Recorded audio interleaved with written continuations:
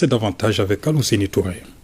Si les activités ont été exécutées à plus de 92% et justifient la satisfaction du directeur général de l'établissement, il n'en demeure pas moins que l'école qui forme les hauts cadres de l'État rencontre quelques difficultés matérielles et financières. Ce n'est pas pourtant ce qui va plomber les ambitions des responsables de l'ENA. Nous plaçons l'année 2024 sous le signe du renforcement de l'amélioration de la gouvernance globale de l'ENA, de la dynamisation de la formation continue et de l'opérationnalisation de la recherche sur les sciences administratives, le management public, les finances publiques et disciplines connexes.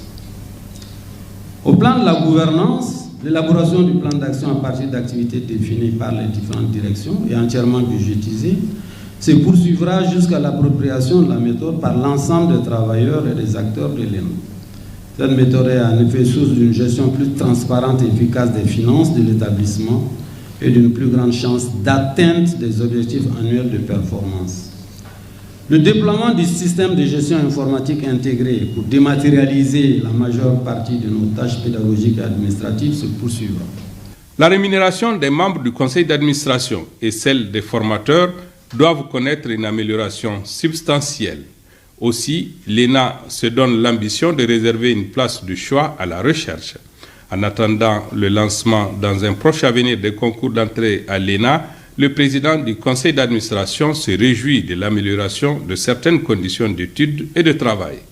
Nous constatons avec bonheur que certaines difficultés que connaissait l'École nationale d'administration ont été résolues ou en voie de l'être, et ce grâce aux efforts conjugués des acteurs que vous êtes.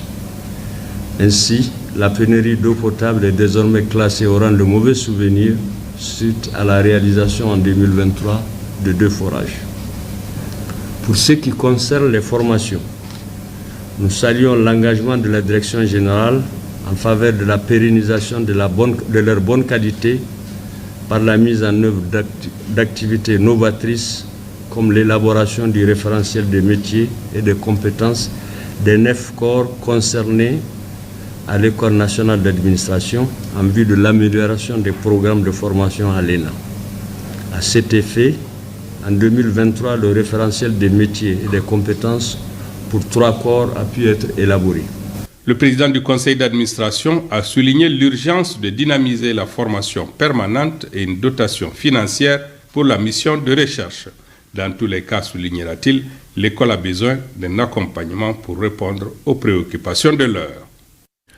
Le Palais des Pionniers tient la toute première session de son conseil d'administration. Sur la table, le rapport d'activité et le budget 2024. Alpha Maïga.